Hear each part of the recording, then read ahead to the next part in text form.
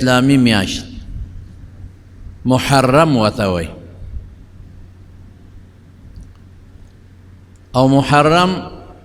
سلور د عزت او د برکت میاشتې دي اشهر حرم هغه د عزت او د برکت په سلورو میاشتو کې د لومبۍ میاشته او د نن اسلامي کال شروع شو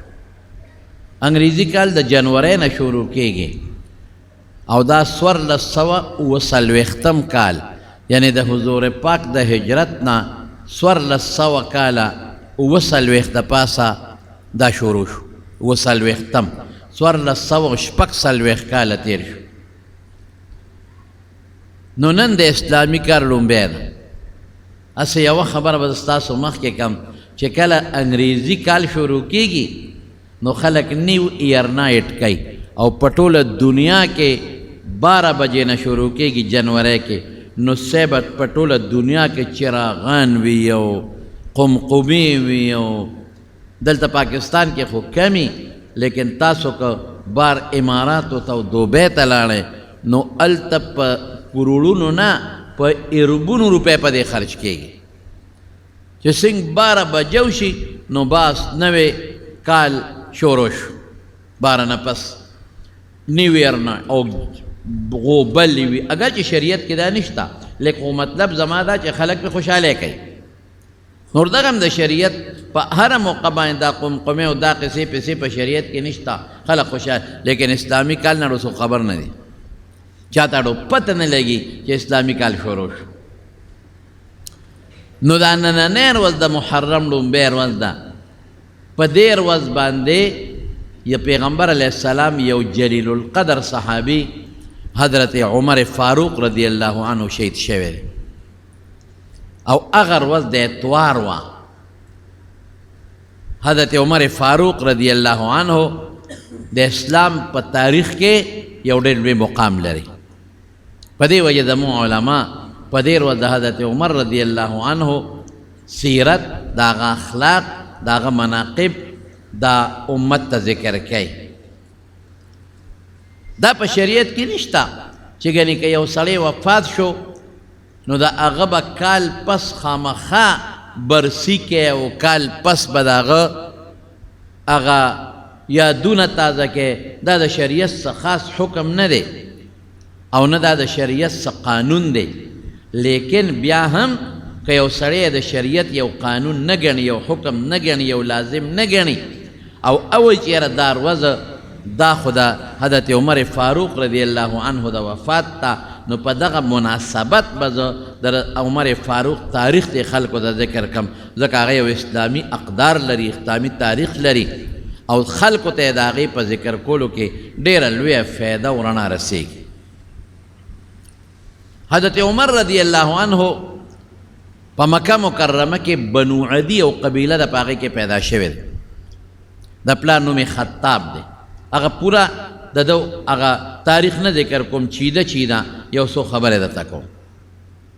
په هلکانه کې مضبوط او تکړه هلک و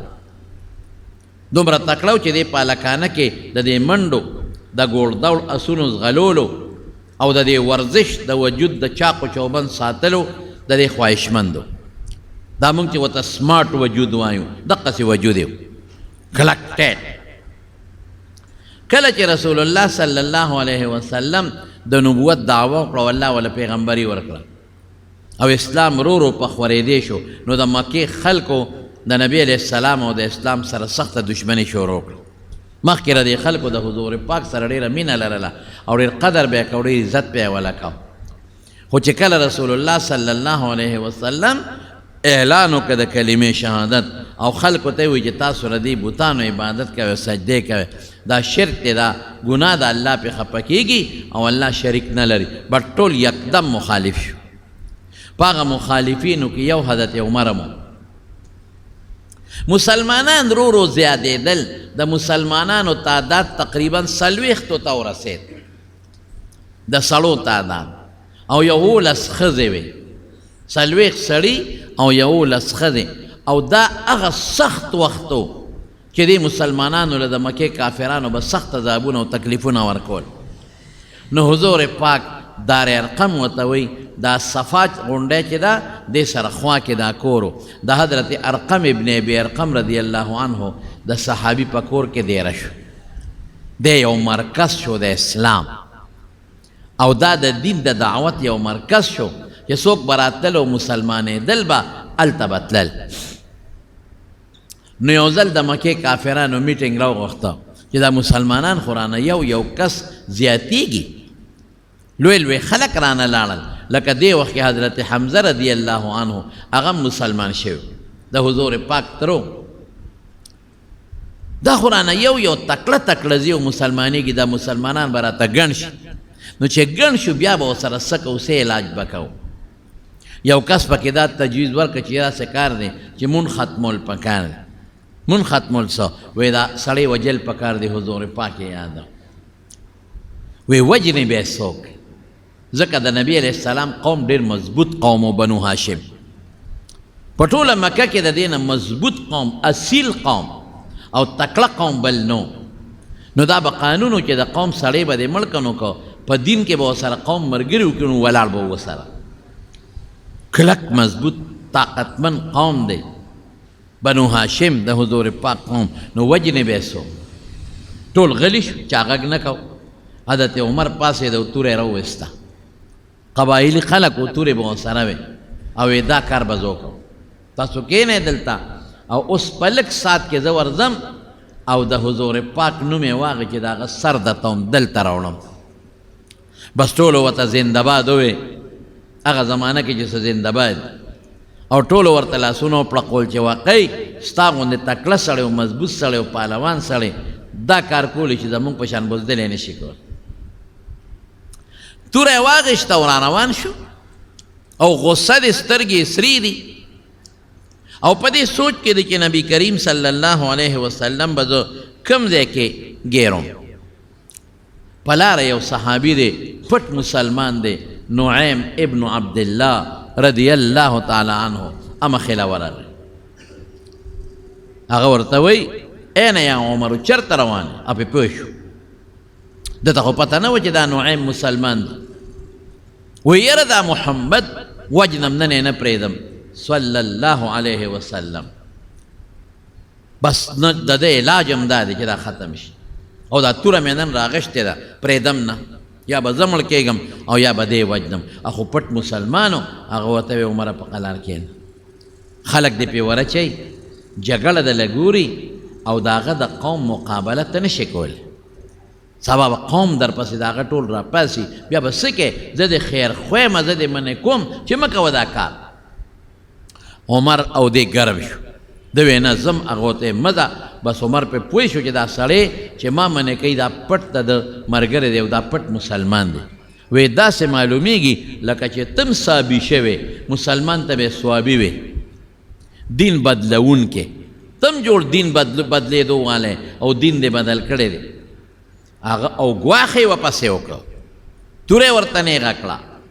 هغه ورته ما پرېږده خو چې د کمې ډیوې رڼا وجنې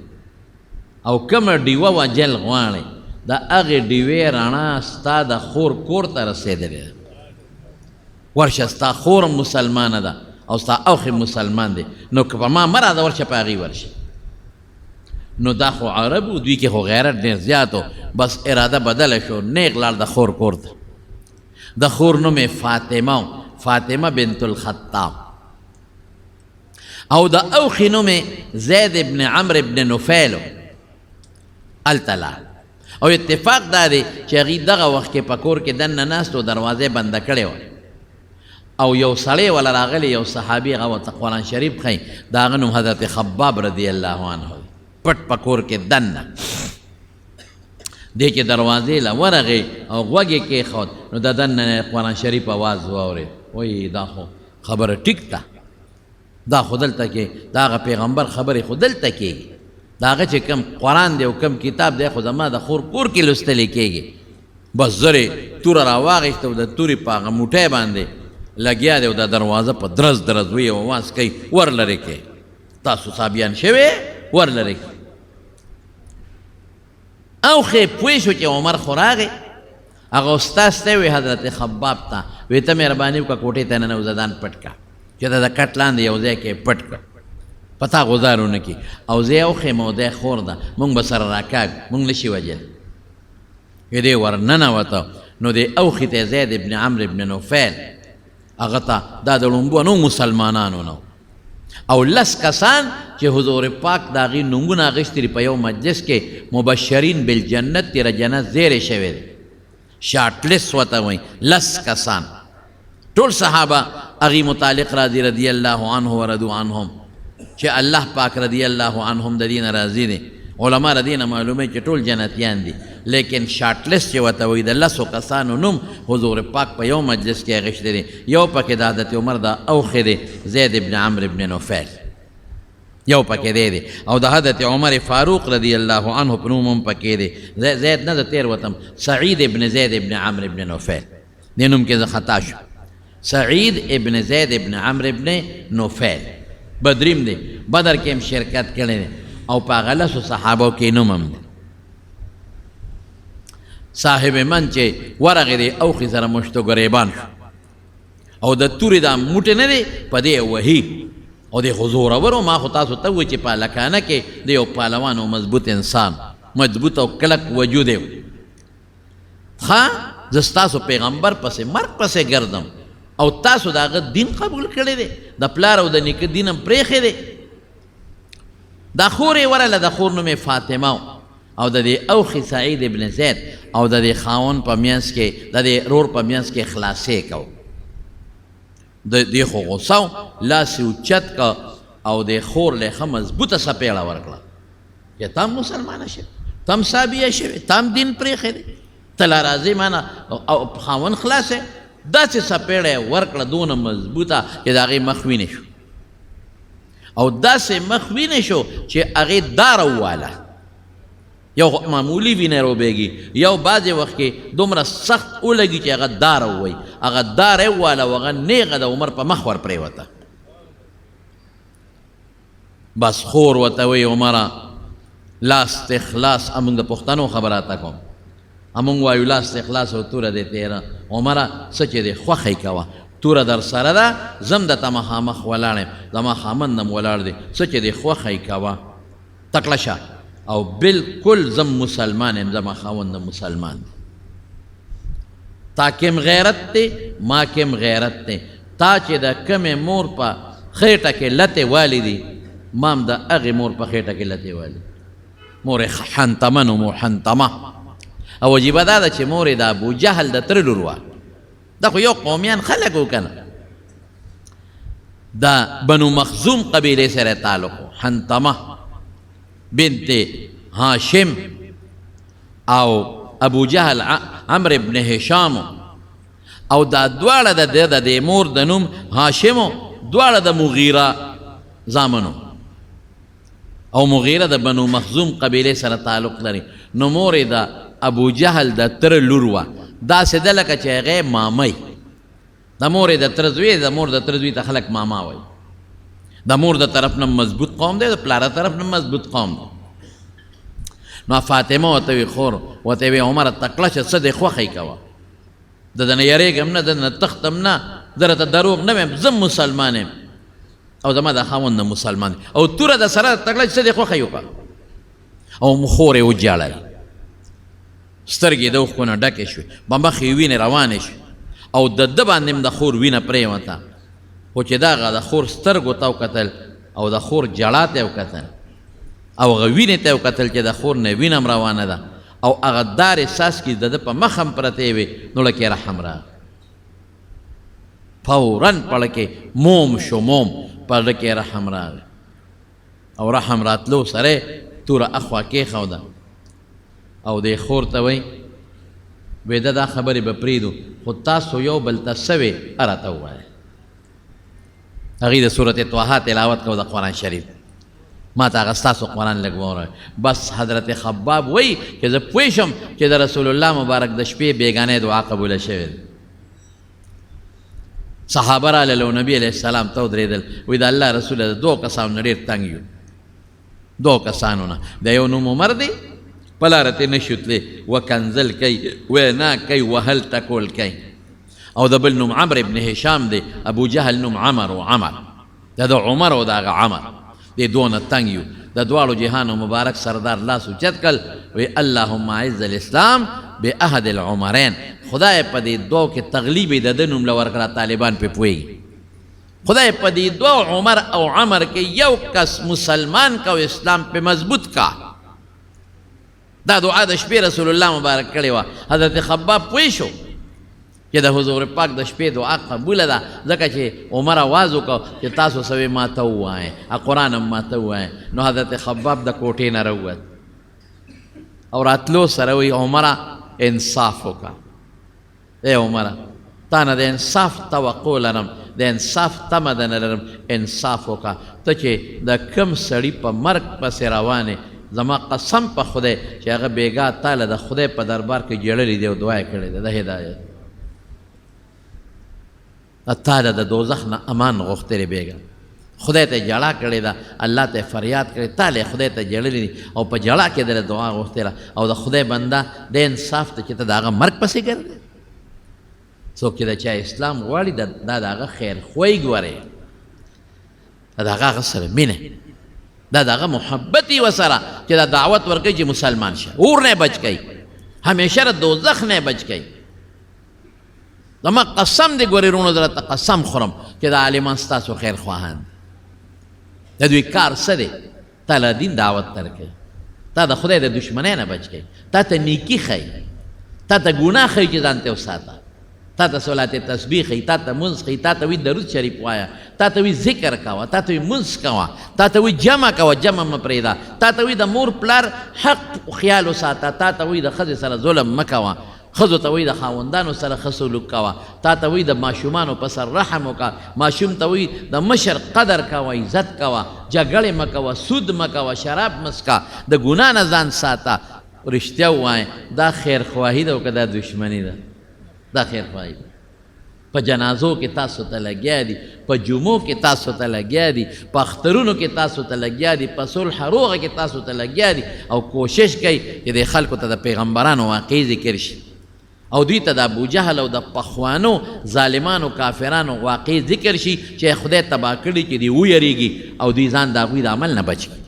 دې طرح پیغمبرانو واقعات ذکر کوي، دې طرح صحابه واقعات ذکر کوي، لکه څنګه چې قرآن شریف کې الله قصص او واقعات ذکر کړي دي چې دې پړونو کې نرمي پیدا شي. دا د علماو کار. نو ستا غټ خیر خوا هغه نه دی چې تا د مال درکوي او تا له تجارت درکوي، ستا هغه خیر خوا نه دی چې تا سره د دنیا دپاره دوستانې کوي، ستا هغه خیر خوا دی چې تا ته دین ښایي او د دین په بنیاد در سره مینه کوي. دا عالمان دي ګوره، مدرسې یې درته جوړې کړې دي، بچي د خدای پاک د هغې په برکت حافظان کړل، بچي د خدای د هغې په برکت عالمان کړل. دعوت و تبلیغ سلسله یې درته شروع کړې دي. هغه خلک چې مونځ بیا نه پېژن، دعوت و تبلیغ د برکت نه خدای پاک هغې ته مونځونو باندې پوه کړل. هغه ښځه چې پردې بیا نه وې نو هغې له خدای پردې ورکړې. قسم په خدای د غټو غټو جرنیلانو او د افسرانو بچي خدای پاک د دې عالمانو د مدرسو د برکت نه حافظان او عالمان کړل. لوی لوی نوابان او لوی لوی خلق دي چې نن ورشه د هغې بچي د حفظ په مدرسو کې داخل جنکې خدای عالمان حافظان کړي. نو دا عالمان ستاسو خیرخواهان نه دي؟ یو خبره ته په دې کې ضمناً کومه چې نن دا ټیک ټاک مصیبت یو غم دی. بس ټچ موبایل خو ما سره هم شته، ټچ موبایل خو د علماو سره هم شته، خو په ټچ موبایل صحیح کار ولې نه کوې، مثبت کار پې ولې نه کوې؟ په خدای چې صحیح کار پې ډېر کېږي.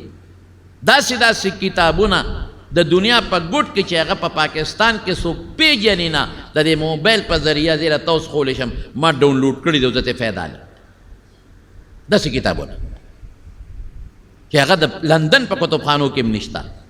او چې ته په مصر کې مخطوطات یو مخطوطه د خط لیکلی شوی یو کتاب د عقایدو سره تعلق لري، پرون ما له مخې له راغی او مې ځان ته ډاونلوډ کړو چې هغه لا پرست هم نه دی راغلی.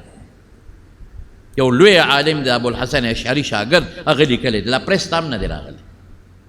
مخطوط دی، مخطوط د مصر په اسکندریه کتابخانه کې دی او چاته فوټو اخیستې دی او په نیټ یې ورکړی دی. دا فایده ته واله د دین دفاع پې وکړه چې کم باطل خلک دین پورې ټوکې کوي د هغې مقابله پې وکړه. دین په خلکو ته ورسوه، قرآن په خلکو ته ورسوه، سنت په خلکو ته ورسوه. د علماو د تقاریرو نه صحیح کلیپونه والو خلکو ته ورسوه، نیمګړی نه، نیمګړی کلیپ نه. بعضې ته نیمګړی والي فساد شو جوړ کړي. خپل تجارت په مخکې وکړه، خپل د دنیا کار په مخکې وکړه، د خپل دکان اشتهار په مخکې وکړه، د خپل تجارت په وکړه. نو نن سبا ټیک ټاک څه چی دی؟ بربنډې ښځې پکې خلک یو داسې تبی شروع به دی ټیک ټاک. جینکۍ بربنډې کړې، هلکان یې بربنډ کړل. هلکان او جینکۍ یو بل سره دوستانې او یو بل سره د دې په برکت باندې تعلقات جوړ کړل. ډېرې جینکۍ د دې ټیک ټاک په وجه خپلو خاوندانو طلاقې کړې. دنیا تباه کړه دی. او ډېر خلک نن ګیره به یې خریلي یې، بعضې ګیره به یې خریلي او هغه د ځان نه د اسلام او د دین ټیکهدار جوړ کړی دی. ابه مولا پسې لګیایي. دا خو زمونږ د خولې نه کله کله د ټوکې خبره مو ځي، هر عالم د خولې نه د ټوکې خبره وځي. د ګپ خبره مونږ کوو، مونږ به یا بشیر جان هم یادو، امین هم پکې یادو، کله ګپ لګو پکې ټوکه پکې وکړو. رسول الله صلی الله علیه وسلم هم صحابو سره کله کله خوش طبیعتي کړې ده، خو ټیک ته د هغه به لږه محدود و، مونږ نه لږه تیزي وشي. هغه ټوکه به راوالي زما یا د بل مولا د بل مولا، او په ټیک ټاک کې دا خبره ده کړې ده، هغه پسې به ولګي. بعضې وخت انسان د خطا شي، یا یو مرجوح قول وي، یا یو ضعیفه خبره وکړي، یا یو خوب هغه لیدلی هغه خوب ذکر کړي، صاحب په ټیک ټاک ورپسې لګیا دی. بعضې خلک خپل ځان مشورول غواړي. نو جومات کې غول مه کوه، په دې ځان مه مشوره وه. بیت الله کې غول مه کوه، په دې ځان مه مشوره وه. او بعضې خلک د دې ټیک ټاک او د یوټیوب په ذریعه پیسې ګټل غواړي. نو ظالمه د مولا په بیزت یې پیسې ګټي. عالم په خلکو کې سپک او د عالم بېعزتي وکړي. ولې چې عالم دې بېعزته که، رښتیا ووایه چې ما څوک بېعزته کړي او په ما کې څوک عیبونه راوباسي، تاسو بیا د ما خبره نه اورئ چې دا څه بېکاره مولا ده. نو نقصان چا ته ورسېده؟ زه پې پیسې نه الم، نقصان دین ته ورسېده. چې یو عالم ته د خلکو په نظر کې سپک کې او یو عالم د خلکو په نظر کې وغورځئ، نو خلک به دغه مولا خبره نه اوري. نو نقصان چاته شو؟ مولا خو تا نه د دنیا خبرې نه کوي، دین خبرې کوي. نقصان دې دین ته ورسي، د دین ستنې غورځئ. ګیره به یې خریلي، اجړا غوندې شکل به یې، اجړا او به هم لګئ په ډبل میکونو او په ملایانو پسې به لګیئ. هلکه ځان خو لاول ټیک که، ګیره خو واجب ده، خو پرېږده. تا نه زه تپوس کوم سهار دې مونځ کړی دی او که دې نه دی کړی؟ والله که دې کړي. په کلبونو کې به جینکو سره لوبې کوې، او بعضې سړي به پټکې هم په سر کړي، 15 ګزه بیا د شیخ الاسلام ګیره هم پرېښي، اب هم لګیئ. مولا دا وایي، مولا دا وایي. خوارشي سود پسې ولګه، دنیا په سود پرته ده، کلام قطعي دي. خوارشي خلک جینکۍ هلکان بربنډ شو په کلبونو کې. دا ذکر که چې خلک جینکۍ بچ کا، هلکان بچ کا، کشرکول بچ کا. ظالمه ورشه په یونیورسټو په کالجونو کې د هلکانو د جینکو هغه بد حال شروع دی چې زه راته ویلی نشم. په هسټلو کې ظالمه دا راوباسه خلکو ته. خلک پوه که چې د خلکو هلکانو جینکۍ بچ شي. راشه وګوره خلک په دوکانونو کې او په تجارتونو کې 2 نمبر څیزونه خرڅوي.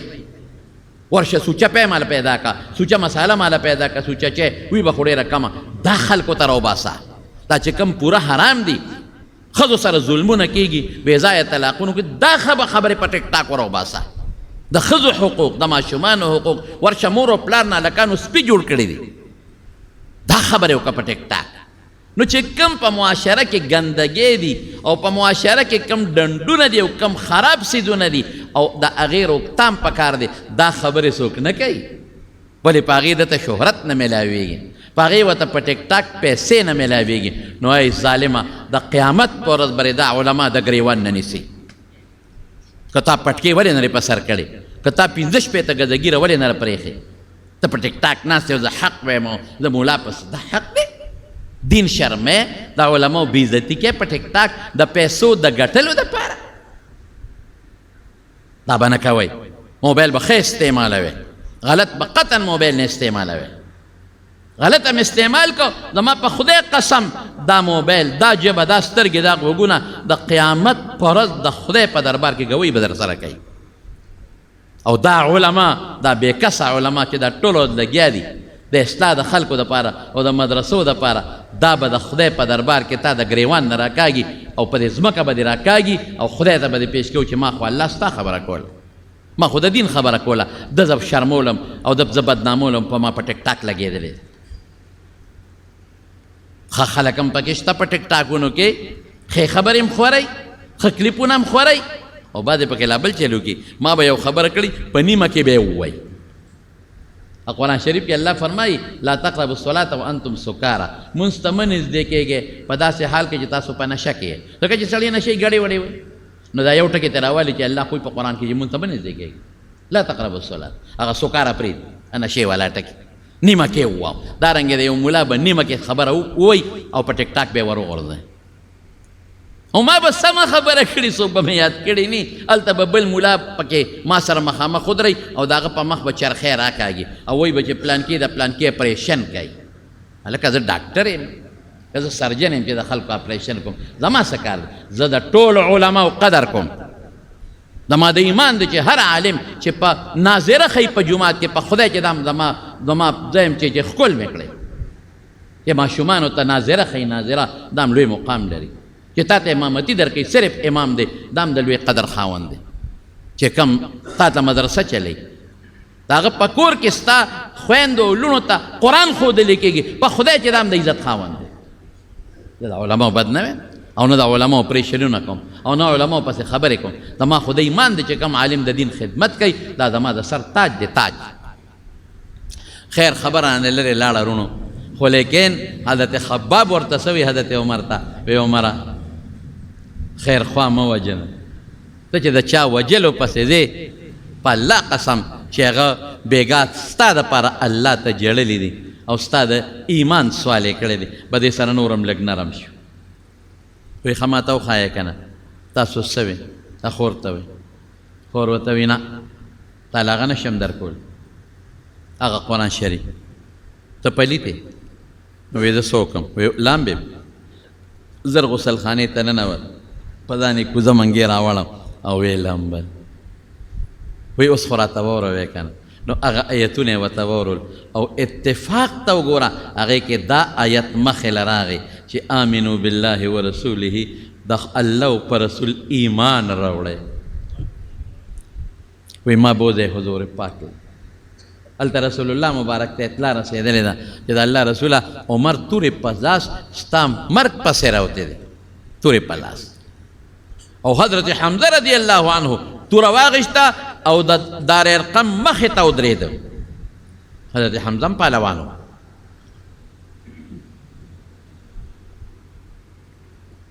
توره یې واغېستې وه وی عمر به څنګه راځي زه به مړ یم چې زما درواره مری له به د هغه توره راورسي خو دې وخت کې جهاد فرض نو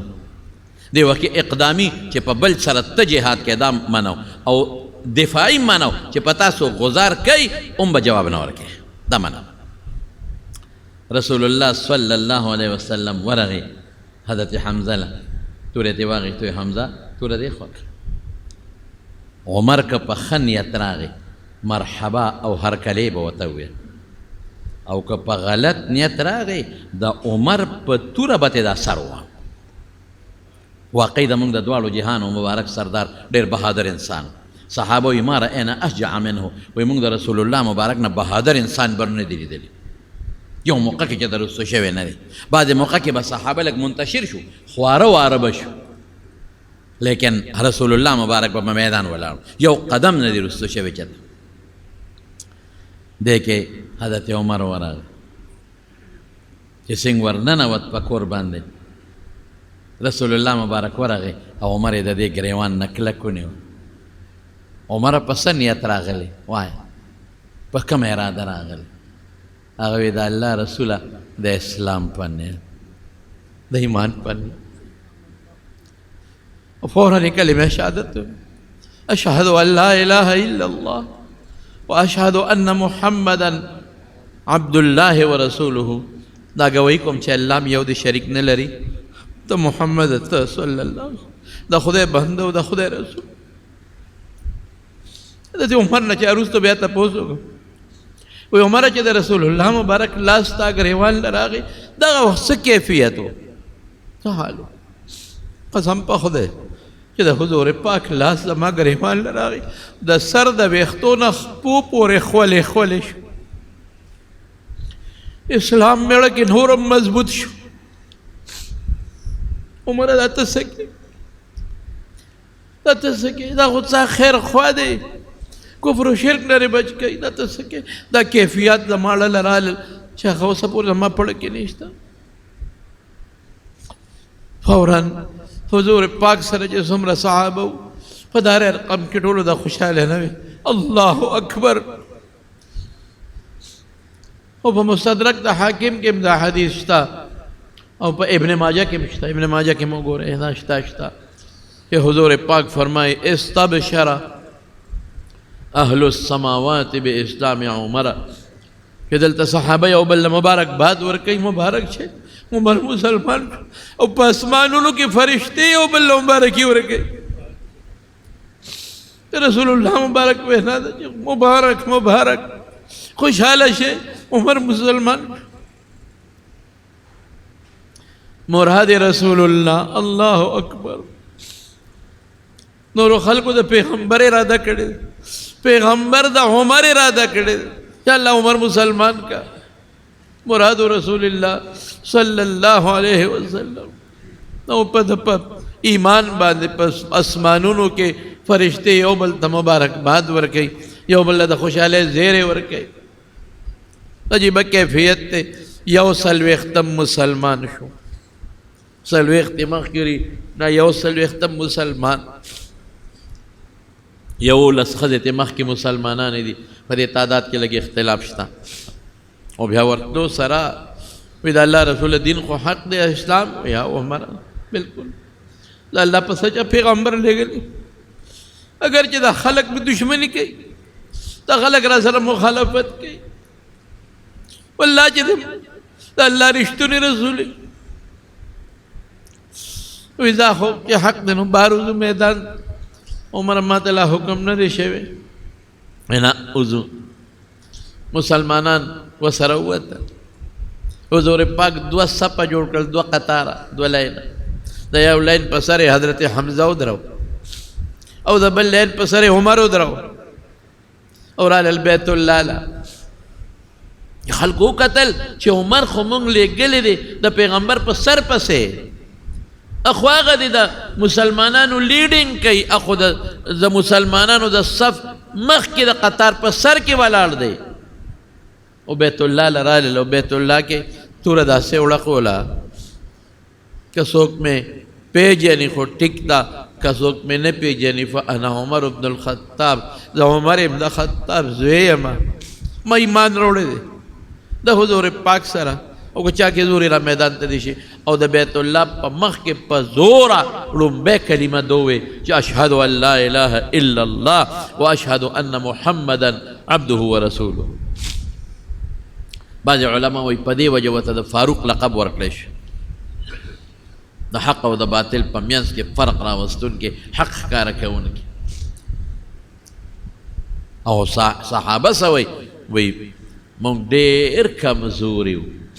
دیر جزانو دیر بے کس وال بخال کو بوہلو تر اغی پورا چی عمر مسلمان شو چی دے پا کم رز مسلمان شو اسلام مضبوط شو مسلمان مضبوط شو ماوے ولے حضور پاک دعا کردے دا اللہم اعز الاسلام بے احد العمرین خدا پا دی دعا کے یو مسلمان کا اسلام لپی عزت و غلبہ ورکا اسلام غلبہ پیرال دے اسلام حالت او بیا داغینا پس چکل ہجرت کئی حضور پاک صحابہ توی لارشے مدینی منوری تا ہجرتو کے پٹ پٹ با صحابت لل یو با پٹ پٹ وطا ولی چے مکے کافرانو پری خودل کم دے اگی خدا فیصلہ کرو چے حضور پاک وجنو لیکن حضرت عمر چیزی نراغی دا بیت اللہ توافیو کو توری سرے توری دا سے اولا قولا اے خلقا عمر اگا کس ندے چے پٹ زی ہجرت کئی زخکارا روانیم ہجرت کم کہ چاکی زوری میدان تا دیشی کولا لال مدینہ منورت مدینہ منورہ کے بیاد رسول اللہ صلی اللہ علیہ وسلم سر رول جہادونوں کی شرکت کرے بدر کے پیش مخ کے دا بدر پا قیدیانو کے او یا کسان قیدیان چے کہلے انہی ولی شو هغې کې مشوره کېده چې دې سره څوک او هغه ټول پکې د مسلمانانو نږدې نږدې خلک وصیب د رسول الله مبارک پکې تره دی عباس یو یې پکې زوم دی ابوالعاص د حضرت ابوبکر صدیق رضی الله عنه پکې زوی دی د حضرت علی رضی الله عنه پکې رور دی عقیل تره دی عباس د حضرت عمر پکې ماما داسې خلک دي چې هغه ټول نږدې دی چا پکې رور دی چا پکې زوی دی چا پلار دی چا تره دی دا ټول نکل نیولي شوي دي مشوره کې دا د قیدیانو سره څوک اکثریت دا فیصله وکړه چې د الله رسوله وجنو یې نه زمونږ تربوران دي زمونږ رونه دي زمونږ څوک چا پلار دی پکې چا زوی دی پکې وجنو نه خدای به مسلمانان کې پیسې به ترې والو جرمانه به پې کېدو پیسې به ترې والو هغه پیسې باندې به مونږ د جنګ دپاره سازو سامان والو جهاد له زمونږ به په کار شي دا رې د حضور پاک خوښه شوه خو لا فیصله یې نه وه کړې عمر سر ښکته کړی عمر وایي تا خو څه نه وې وی د الله رسوله زما په خبره مسې عمل نه کېږي څه له به یم وی نه ته خو خبره وکړه که نه دا خو مشوره ده مشوره کې خلک د غله نه خبره راوباسي بیا چې اکثریت څه وایي په هغې به فیصله کوو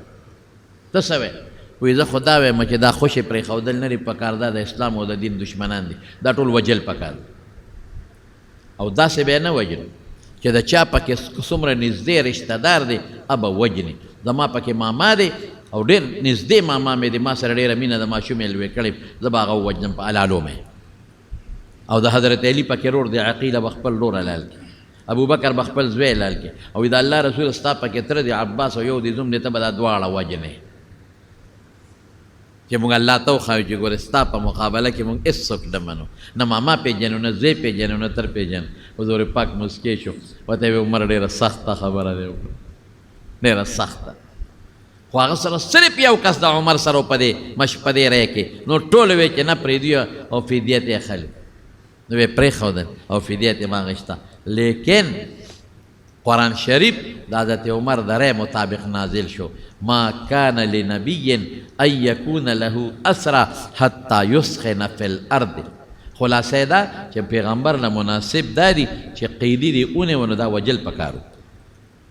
مطلب دا چې د عمر رای هغه صاحبه وه ټیک وجل پکار بهر کې فرونو په دا څه تاریخ د عمر دا به راته انشاءالله آینده جمعه کې ووایم انشاءالله العزیز خو دا نن ورځ د حضرت عمر فاروق رضی الله عنه د وفات ورځ ده نو په دغه مناسبت د دې جلیل القدر صحابي د هغه څه مختصر چې د خبرې درته کوم د عبرت دپاره او ستاسو د تسلی دپاره او ستاسو د ترغیب دپاره او چې کوم پکې دینی خبرې دي هغه درته پکې بیان کړم انشاءالله العزیز د څلورخیلو د کندي بختیار وفات شوی دی الله تعالی دې مغفرت نصیب کړي او الله دې وبخښي الله دې وارثانو له صبر ورکړي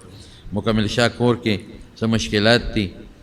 او الله دې مشکلات په خیر بدل کړي او زاهد بیمار دی الله دې ولا روح صحت او شفا ورکړي یو زنانه د دعای وخت بیماره ده الله دې ورته روح صحت ورکړي سبا یې زنانه مونږ کره کور ته راغلی وي سوال جواب یې پرېښی دی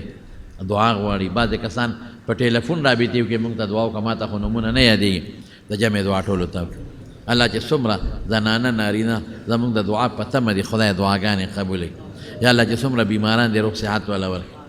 زما یو دوست ظاهر الله صاحب د دې رسالپور د هغه د تریخ اپریشن کړی دی یو پټې څه تکلیف دی ورته دعا ورته وکړه چې الله والا روغ صحت او شفا ورکړي چې څومره بیماران دي الله روغ صحتونه ورکړي الله شفا والا ورکړي که دې مجلس کې دي که په کورونو کې دي الله بې اولاد ولا اولاد ورکړي که د چا نارینه اولاد دي نارینه اولاد ولا ورکړي الله د دنیا او آخر د فتنو او د غمونو او د آفاتو نه په امن و امان کې استاد یا الله که د چا نارینه اولاد دي ته ولا نارینه اولاد ورکړي چاته څه پریشانۍ ولا په خوشحالو باندې بدل کړي او الله ته زموږ نه راضي شي راغلې جمع چې څومره ده خدای ټوله وبخي خدای د ټولو د زړه حاجتونه پوره کړي او خدای ټول د پریشانو فتنو آفاتو نه په امن کې استاد د پېښور نه یو ځای بل ځای لرې ځای نه زموږ میلمانه راځي نو ښار نه د ډېر لرې ځای نه یو کس راځي محمود شاه مولوي صاحب الله دې ولا خیر ورکړي څومره میلمانه چې د لرې له ځای راغلي الله ټولو له برکتونه ورکړي عافیتونه ورکړي خوشحالۍ نصیب کړي او د غمونو نه استاد دا په ټیک ټاک کې څوک دا د شریعت نه خلاف یا یو بل پسې لګېدلي دوکه چې الله ورته هدایت نصیب الله یې د دې بد عمل نه د خراب عملونو نه په حفظ و امان کې وساتي او که هدایت یې په قسمت کې نه نو خدای دې دا معاشره خلاصه کړي دا بیا ناسور دې نه کېده خدای دې معاشره خلاصه کړي برحمتک یا ارحم الراحمین